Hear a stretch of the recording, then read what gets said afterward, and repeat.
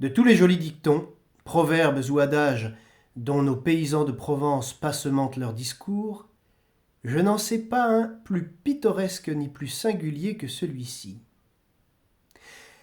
À 15 lieues autour de mon moulin, quand on parle d'un homme rancunier, vindicatif, on dit « Cet homme-là, méfiez-vous, il est comme la mule du pape, qui garde 7 ans son coup de pied. »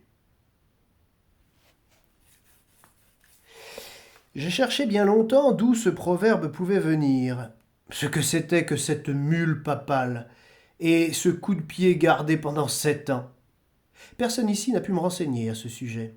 Pas même Français Mamaille, mon joueur de fifre, qui connaît pourtant son légendaire provençal sur le bout du doigt. Français pense comme moi qu'il y a là-dessous quelque ancienne chronique du pays d'Avignon. Mais il n'en a jamais entendu parler autrement que par le proverbe. « Vous ne trouverez cela qu'à la bibliothèque des Cigales », m'a dit le vieux fifre, en riant. L'idée m'a paru bonne. Et comme la bibliothèque des Cigales est à ma porte, je suis allé m'y enfermer pendant 8 jours. C'est une bibliothèque merveilleuse, admirablement montée, ouverte aux poètes jour et nuit et desservie par de petits bibliothécaires à cymbales qui vous font de la musique tout le temps. J'ai passé là quelques journées délicieuses. Et après une semaine de recherche, sur le dos, j'ai fini par découvrir ce que je voulais, c'est-à-dire l'histoire de ma mule et de ce fameux coup de pied gardé pendant 7 ans. Le conte en est joli, quoique un peu naïf, et je vais essayer de vous le dire tel que je l'ai lu hier matin, dans un manuscrit couleur du temps, qui sentait bon la lavande sèche, et avait de grands fils de la Vierge pour signer. Qui n'a pas vu Avignon du temps des papes n'a rien vu. Pour la gaieté, la vie, l'animation, le train des fêtes, jamais une ville pareille. C'était du matin au soir des processions, des pèlerinages, les rues jonchées de fleurs, tapissées de hautes lys, des arrivages de cardinaux par le Rhône, bannières au vent, galères pavoisées, les soldats du pape qui chantaient du latin sur les places, les crécelles des frères quêteurs, puis du haut en bas des maisons qui se pressaient en bourdonnant autour du grand palais papal comme des abeilles autour de leur ruche. C'était encore le tic-tac des métiers à dentelle, le va-et-vient des navettes tissant l'or des chasubles, les petits marteaux des ciseleurs de burettes, les tables d'harmonie qu'on ajustait chez les luthiers, les cantiques des ourdisseuses. Par là-dessus, le bruit des cloches, et toujours quelques tambourins qu'on entendait ronfler là-bas du côté du pont. Car chez nous, quand le peuple est content, il faut qu'il danse. Il faut qu'il danse. Et comme en ce temps-là, les rues de la ville étaient trop étroites pour la farandole, fifres et tambourins se postaient sur le pont d'Avignon, au vent frais du Rhône. Et jour et nuit, l'on y dansait. L'on y dansait. Ah, l'heureux temps. L'heureuse ville. Des hallebardes qui ne coupaient pas, des prisons d'État où l'on mettait le vin à rafraîchir, jamais de disette, jamais de guerre. Voilà comment les papes du comtat savaient gouverner leur peuple. Voilà pourquoi leur peuple les a tant regrettés. Il y en a un surtout, un bon vieux qu'on appelait Boniface. Oh, celui-là, que de larmes on a versé en Avignon quand il est mort. C'était un prince si aimable, si avenant. Il vous riait si bien du haut de sa mule, et quand vous passiez près de lui, fussiez-vous un pauvre petit tireur de garance ou le grand viguier de la ville, il vous donnait sa bénédiction, si poliment. Oh, un vrai pape d'Yvetot, mais d'un Yvetot de Provence, avec quelque chose de fin dans le rire, un brin de marjolaine à sa barrette, et pas la moindre Jeanneton. La seule Jeanneton qu'on lui ait jamais connue à ce bon père, c'était sa vigne. Une petite vigne qu'il avait plantée lui-même, à 3 lieues d'Avignon, dans les myrtes de Châteauneuf.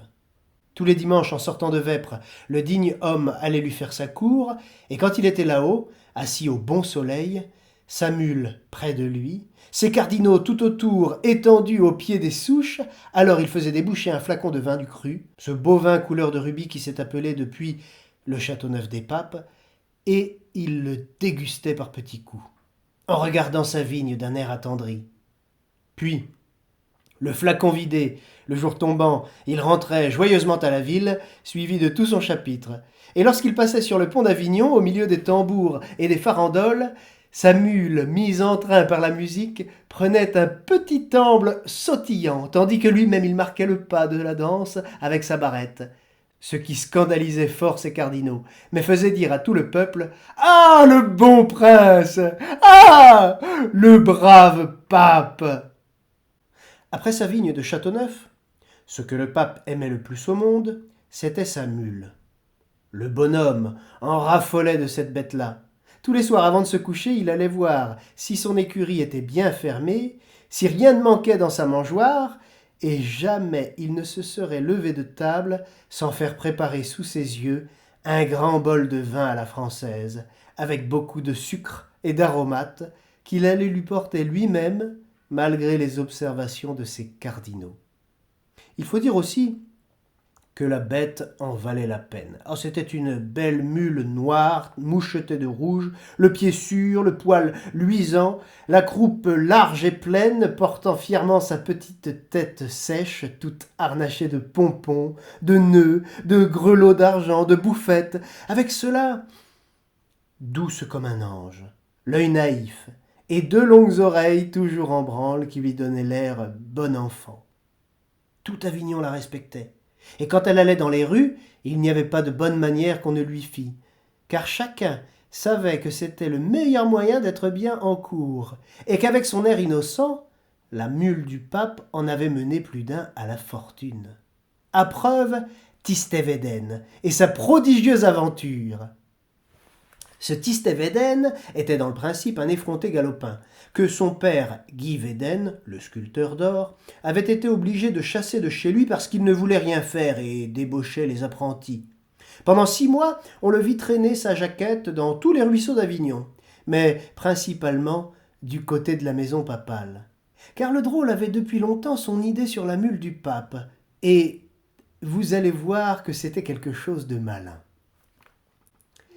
Un jour, que sa sainteté se promenait toute seule sur les remparts avec sa bête, voilà mon Tistet qui l'aborde et lui dit en joignant les mains d'un air d'admiration « Ah, mon Dieu, grand Saint-Père, quelle brave mule vous avez là! Ah, laissez un peu que je la regarde. Ah, mon pape, la belle mule! L'empereur d'Allemagne n'en a pas une pareille. » Et il la caressait. Et il lui parlait doucement, comme à une demoiselle. « Venez ça, mon bijou, mon trésor, ma perle fine !» Et le bon pape, tout ému, se disait en lui-même « Quel bon petit garçonnet, comme il est gentil avec ma mule !» Et puis le lendemain, savez-vous ce qui arriva? Tistet-Védène troqua sa vieille jaquette jaune contre une belle aube en dentelle, un camail de soie violette, des souliers à boucles, et il entra dans la maîtrise du pape, où jamais avant lui on n'avait reçu que des fils de nobles et des neveux de cardinaux. Voilà ce que c'est que l'intrigue. Mais Tistet ne s'en tint pas là.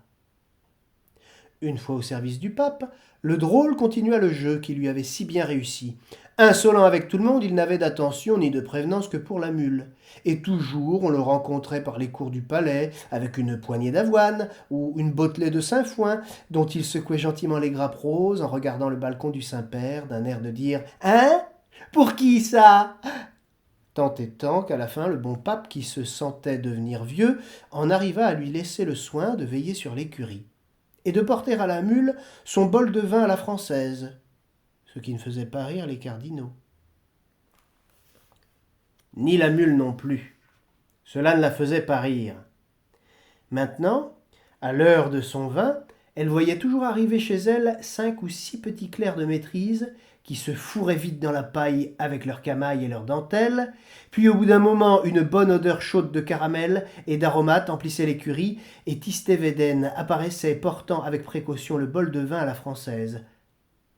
Alors, le martyre de la pauvre bête commençait.